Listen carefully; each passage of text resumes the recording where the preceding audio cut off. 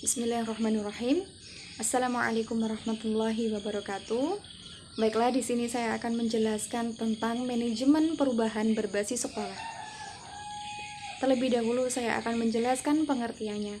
Jadi, manajemen perubahan adalah suatu proses pengelolaan sumber daya untuk membawa perubahan sekarang menuju perubahan keadaan yang akan datang.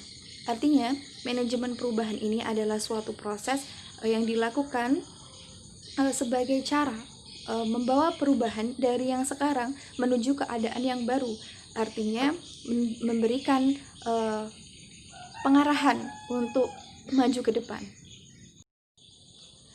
Nah, dalam manajemen perubahan berbasis sekolah ini ada komponen-komponen tertentu. Yang pertama, ada kepala sekolah. Nah, kepala sekolah ini adalah seorang pemimpin di sekolah yang mengatur atau mengendalikan situasi, organisasi, atau lembaga. Nah, apa sih fungsi dari kepala sekolah itu? Nah, kepala sekolah itu fungsinya memberdayakan masyarakat dan lingkungan sekitar dan memegang peranan penting dalam penyelenggaraan pendidikan di sekolah. Nah, artinya kepala sekolah ini seperti yang kita ketahui, berarti dia adalah kepala dari sekolah itu, memimpin atau sebagai pemimpin dari suatu sekolah yang mengatur lembaga pendidikan itu. Nah, kemudian yang kedua itu ada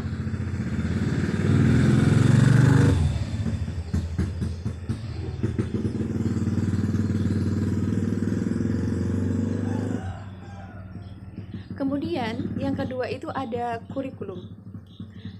Nah, kurikulum ini apa sih? Kurikulum adalah suatu perangkat mata pelajaran yang diberikan oleh lembaga pendidikan yang berisi rencana pelajaran yang diberikan kepada peserta didik dalam suatu periode jenjang pendidikan. Nah, artinya kurikulum ini berisi rencana mata pelajaran yang akan disampaikan kepada peserta didik. Nah, kemudian yang ketiga itu ada guru. Nah, seperti yang kita ketahui ya, pepatah Jawa mengatakan guru digugu dan ditiru. Artinya, guru adalah sebagai panutan, sebagai contoh yang memberikan yang memiliki kepribadian baik dan profesional. Nah, seorang guru ini juga harus memposisikan dirinya sebagai seorang orang tua kedua di dalam sekolah.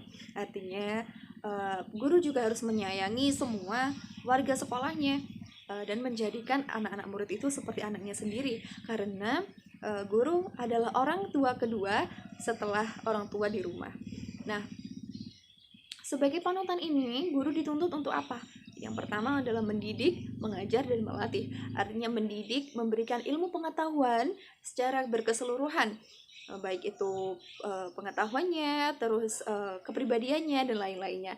Terus mengajar dengan kesukarelaan dan profesionalitas, serta melatih kepandaian, kepintaran, dan kepribadian siswa untuk menjadi siswa yang bermartabat, santun, dan memiliki kepribadian yang unggul.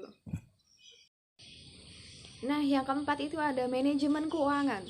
Manajemen keuangan ini adalah usaha mencapai tujuan tertentu yang menggunakan dan memberdayakan semua sumber daya, baik itu manusianya ataupun sumber daya lainnya.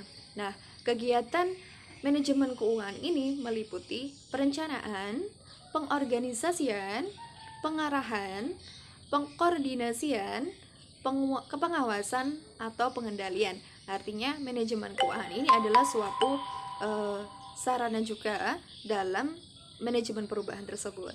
Nah, yang kemudian yang terakhir ada sarana dan prasarana.